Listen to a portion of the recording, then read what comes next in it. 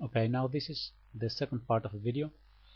The last move of king to h1, and when I analyzed the game with Fritz found that bishop e3 would have been a much better move. Now I must say that this is something so difficult to find when you're playing the game over the board, because I was looking at the idea that my bishop on g5 was attacking his rook on d8, and I had also possibilities of later maybe giving a check on f6.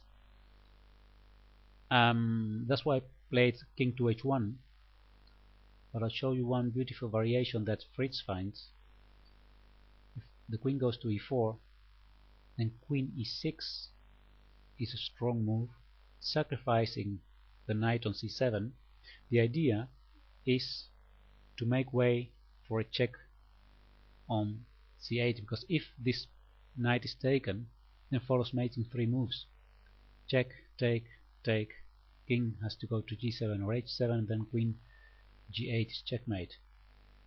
Of course, this sacrifice on c7 doesn't need to be taken, so we can play rook to g8, a defensive move. Now still rook f8 gives good possibilities for black, sacrificing this one. I'm sorry, good possibilities for white, sacrificing this with a check. If the king goes here, and then black has to take on f8, and after rook takes f8, king h7, the white pieces are very active attacking this king. It's well, it's something that I'm honestly I cannot calculate this move so well during the game. So it's something that Fritz can find, because Fritz is a machine and it calculates very fast. But we're only humans. So I played king to h1. That's where we left the game. Then rook g8 was played, a very good defensive move. I gave a check on f6 here. After thinking for a long time, I was thinking actually this position, it looked so much like one of those exercises white plays and wins, you know, but I didn't find the correct way to win. I gave this check, bishop takes, rook takes, and now rook takes c7 is a very strong move. I took back on c7, and then he has this fork, knight takes d5, attacking my queen and my rook. I took on d6, he took my rook, I took with check, and we got this endgame that is more or less equal, but after king g7 it becomes better for me, because I have rook a6, the rook goes to b8 attacking my b2 pawn. I took on a5, and here he didn't take the b2 pawn, he played c4. I played rook to b5. Of course this rook cannot be taken, because then my b4, my b pawn, my a pawn takes on b5 and then advances. Rook c8, a5, c3, take, take, and now a6. Rook goes to a3, and I gave a check on b7. The king goes to f6, rook a7, h4 was played, rook a8, king to g7, and here I made the wrong decision. I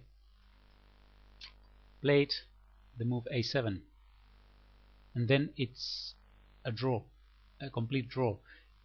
Winning chances I would have if I would play my king to g1, leave the pawn on a6, and the idea is to go with the king towards b2, and after the move rooks, try to advance with the king to a7, hide on a7, then bring the rook out, put the rook on b6, bring back the king to b7, and then advance the pawn. That would have been the correct plan. I'll show you how this would look like this,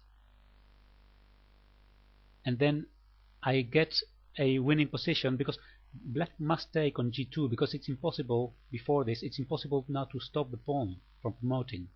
So its best chance is to take this pawn here and have two pawns for the rook. But still this ending is one for white, because white can stop easily these two pawns by putting the king on g3, and then white wins. So actually I made a mistake here by playing a7, and it's actually a lack of endgame knowledge.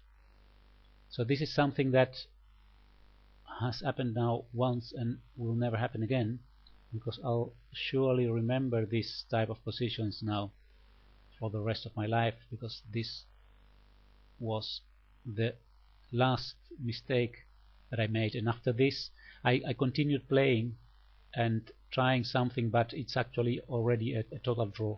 It's impossible to achieve anything here. Now of course there is one very well-known mistake that black can make, and that's if he tries to go with the king to the white pawn, then white wins by what's called the, how it's called this? It's called, I believe, the swinging rook trick. The idea is if he takes here, then there is a check and then the rook falls. But of course my opponent knew this idea, so that's why he stays with the black king playing from g7 to h7 back and forth. So here I offered him a draw and he accepted. So this game ended in a draw. So well, I must say that the game was very exciting. I was happy about how I could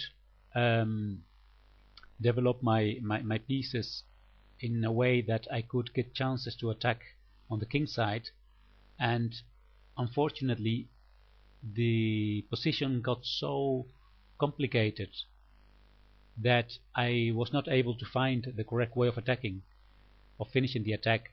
And in this ending, it's well, it's something that it's a shame that I didn't play it correctly. That I played this pawn to a7, and then all my winning chances were gone. But it was a very interesting and instructive game. Okay, I hope you enjoyed these two videos, and I'll see you next time on YouTube. Thank you. Bye bye.